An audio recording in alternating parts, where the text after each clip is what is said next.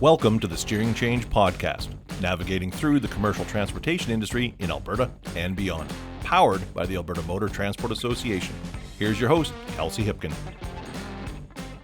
Hello, listeners of the Steering Change Podcast. It's me, Kelsey Hipkin, and I am joined by AMTA's Senior Advisor of Member Solutions, Doug Walton. Hi, Doug. Hey, Kelsey. Welcome to the first episode of our four-part series, Road to Wellness. These episodes are dedicated to the health and well-being of commercial drivers who keep goods on the move 24/7. We'll tackle everything from physical and mental health to safety technology, covering practical tips, expert insights, and inspiring stories from those who live it and those who live to educate about it. Doug, can you tell us a bit about the importance of a series like Road to Wellness? Yeah, for sure. I think what is most important about producing this Road to Wellness series is really about raising awareness, to the challenges that our drivers face. And not just the drivers, but I think all folks, who chose a career in trucking experience challenges from time to time. So it is an industry that we heavily rely on, and yet sometimes we forget or others just may not know how difficult this job can be. So especially when you're a highway driver and away from home for extended periods of time. There are many challenges that our people face in the industry. I recall listening to an earlier episode of our podcast and hearing Doug Paisley speak on this topic.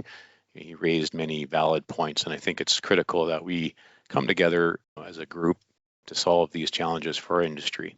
I think Doug said it best when he said, how do you think the toilet paper got to Costco during COVID, which we know was a challenging time for all of us in our lives. As we dive in and have these important conversations around health, both mental and physical, along with the technologies that we can leverage, it is not only going to raise awareness, but provide access to the information and tools that some may just not have known existed. So I'm really looking forward to kicking off this series with you, Kelsey. Absolutely, and some really important points there, Doug. So thank you very much for that. We are going to be covering a lot of pertinent information as we buckle up and move into our first episode where technology meets safety. We'll be exploring some of the technology that can aid in keeping commercial drivers both safe and well, ensuring even when they're alone, they're not alone.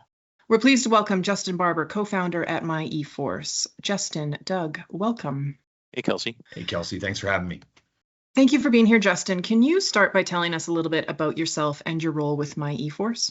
Yeah, absolutely. Again, my name is Justin Barber. I'm born and raised here in Calgary, Alberta. My background is in hospitality from a work experience with extensive roles in leadership, team building, enterprise sales, corporate sales, very highly customer-centric industries, and really passionate about innovation, personal safety, and personal well-being.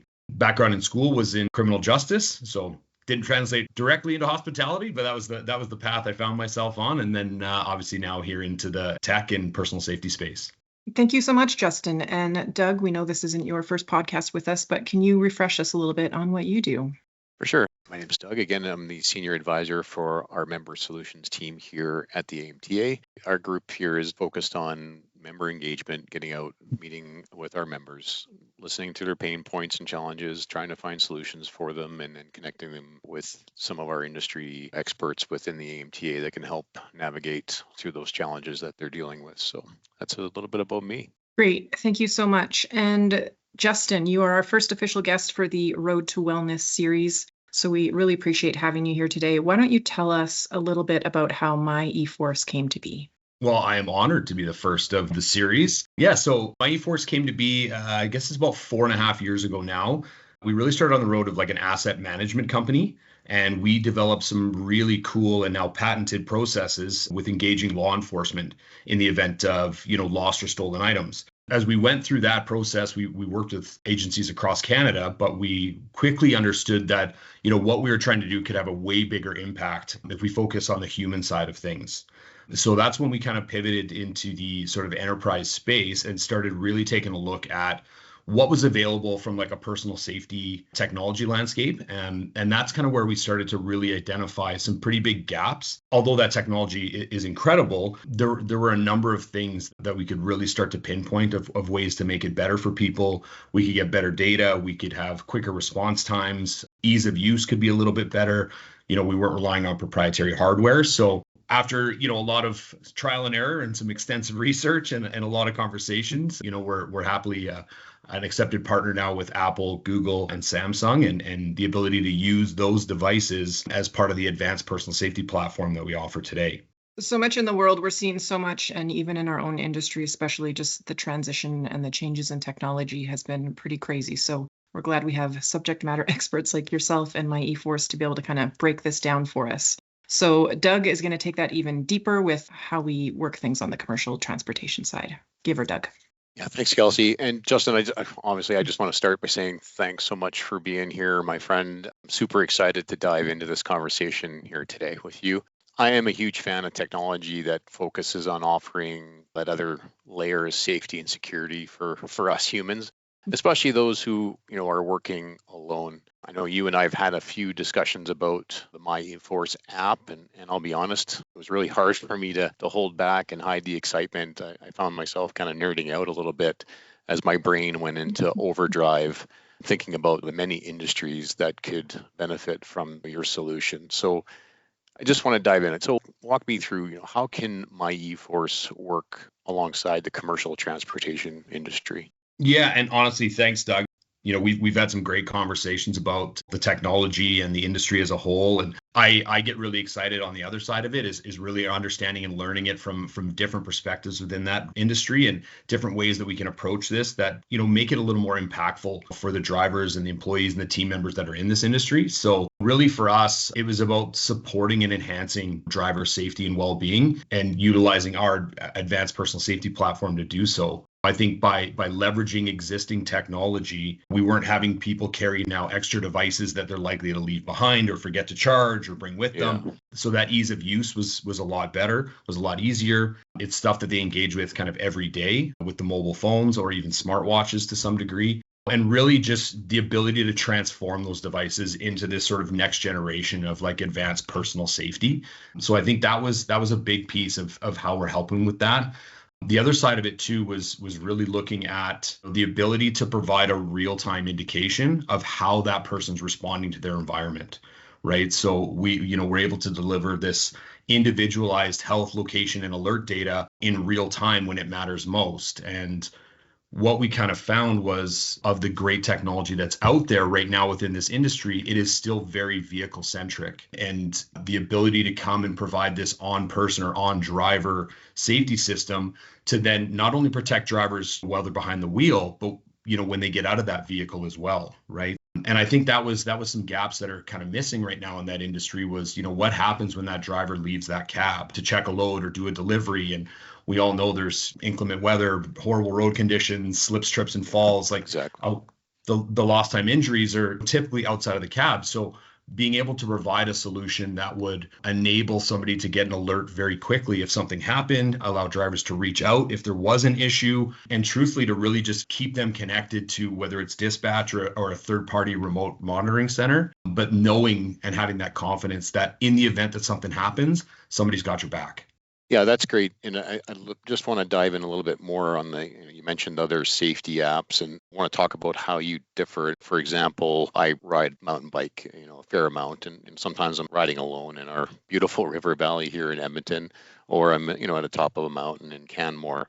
The cycle computer that I have, it is designed to detect a drastic deceleration or an impact. So, and if that happens, or if I happen to fall, which, I do, the bells and whistles go off and my wife will be notified that I've landed on my head and she'll say, oh, here we go again, right? But joking aside, the app provides my exact location. And I do like that feature, but not only do I have to have the bike computer, I have to carry my cell phone, make sure it's charged, have it tethered to the bike computer for all that to work. So I guess the question is, how is your solution different?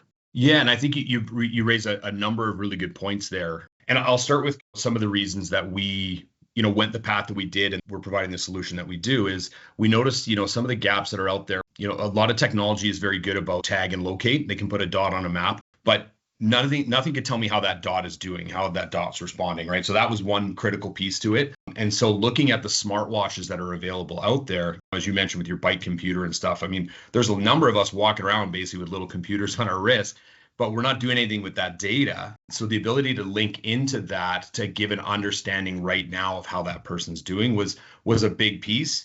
The other side of it is in the event that you couldn't push that button or call for help or hit that panic button, utilizing these smartwatches, we now have the ability to automate a lot of those alerts. So in the event that you fall, like your bike and the bells and whistles go off and it goes to your wife, it's the same idea, right? So we've got that automated fall detection, crash detection.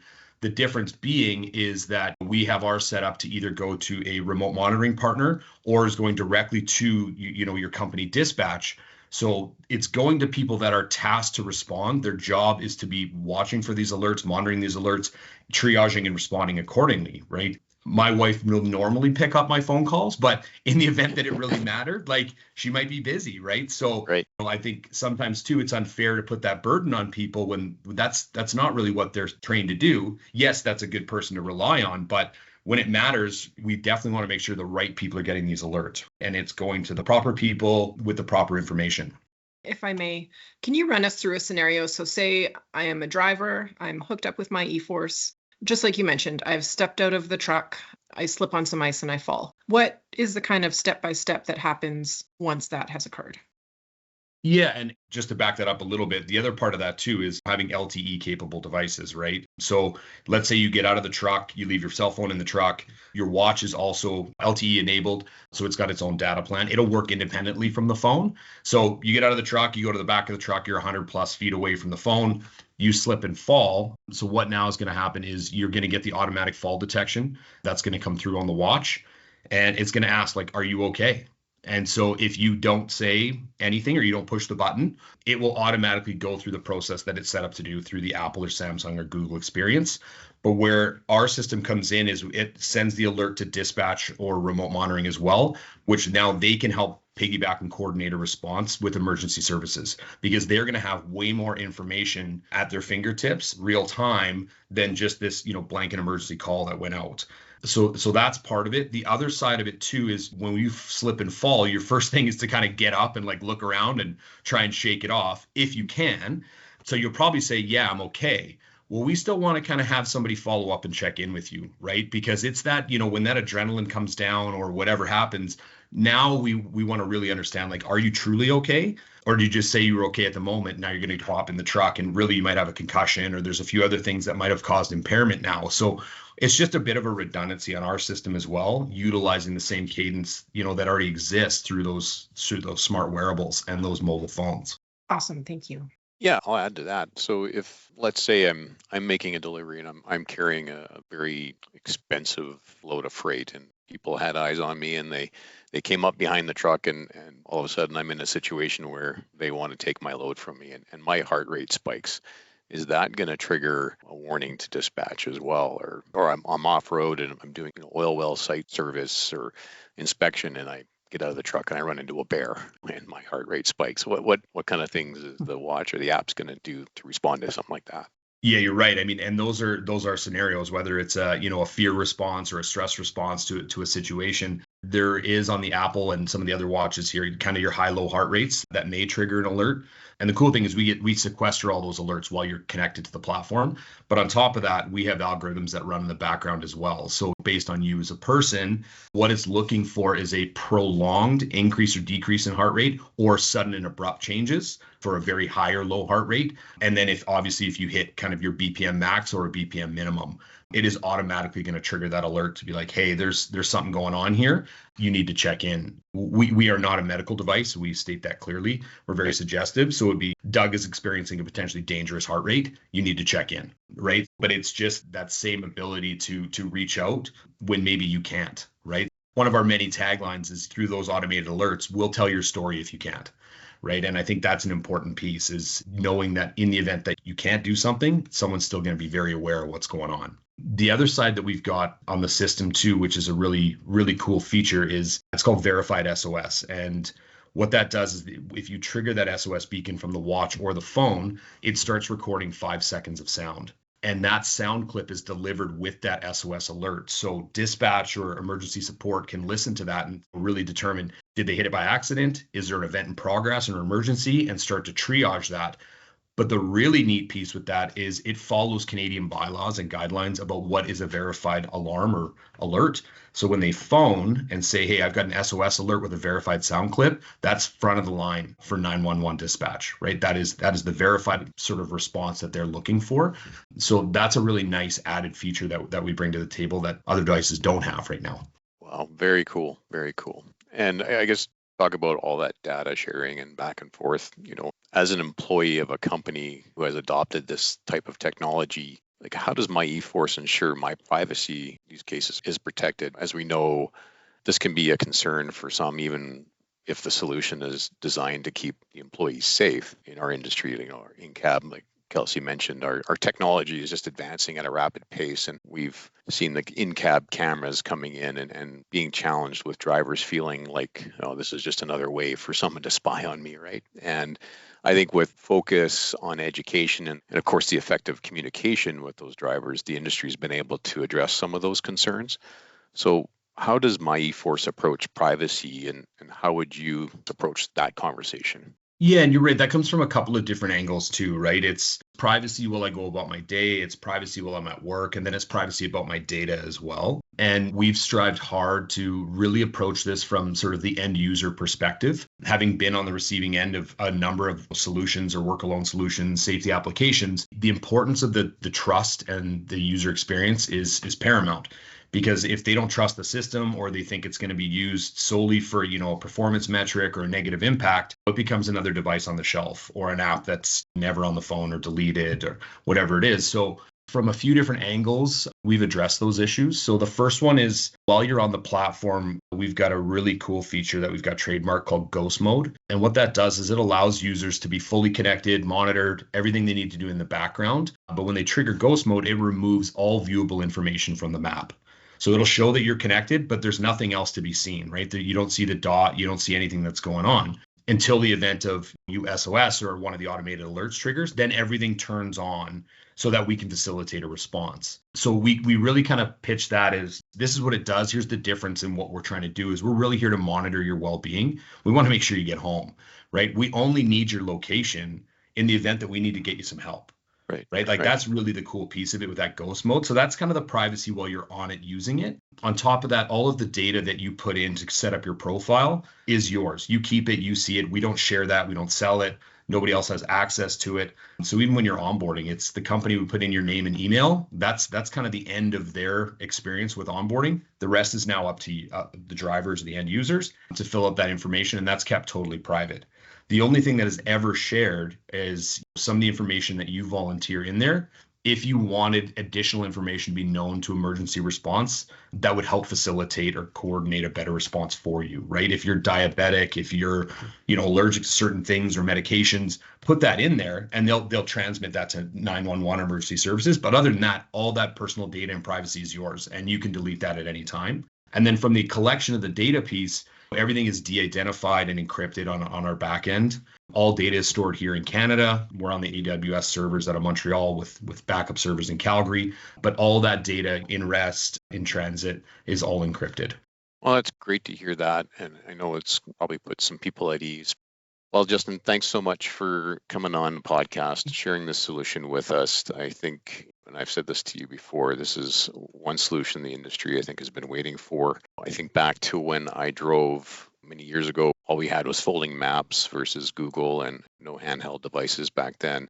But when you were out making those unattended deliveries in the middle of the night, you did feel alone. And I think back now, if I had slipped and fallen on that sketchy dock plate while cross-docking freight, I could have been in real trouble. Yeah, my dispatch knew where I was at that time, and I would check in after each delivery or each stop, but a dispatcher can get busy and it only takes a few minutes for, let's say, hyperthermia to set in. Or what if my phone was in the truck and I couldn't make that call? I often worried about our drivers who were out working alone, even with the newer technologies, the telematics. And yes, we could track the truck, but even with that, accompanied with a comprehensive work alone policy, to me, nothing is better than that live human-to-human contact when we need it most. So I think the solution is awesome, and I'm so thankful that you're here to share it with us and talk a little bit more and raise awareness to what we can do to help prevent our employees being out there alone and getting injured and no one being there to take care of them. So thanks again for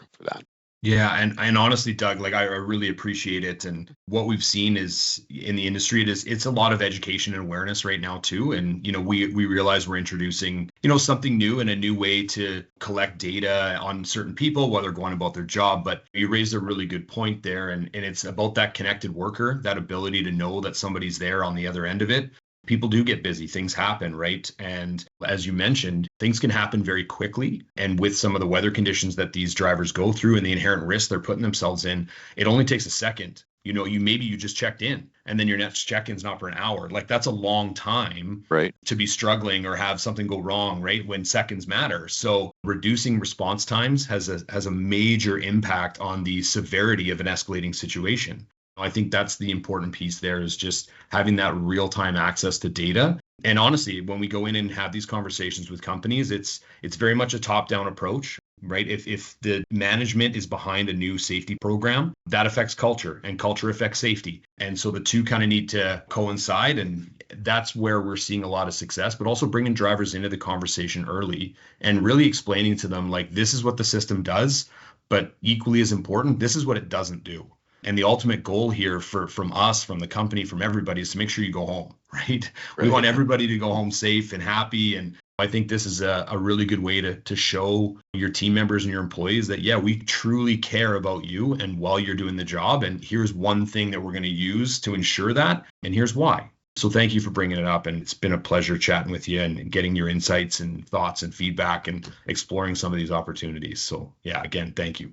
You're very welcome. Again, thank you. So appreciate it. Kelsey?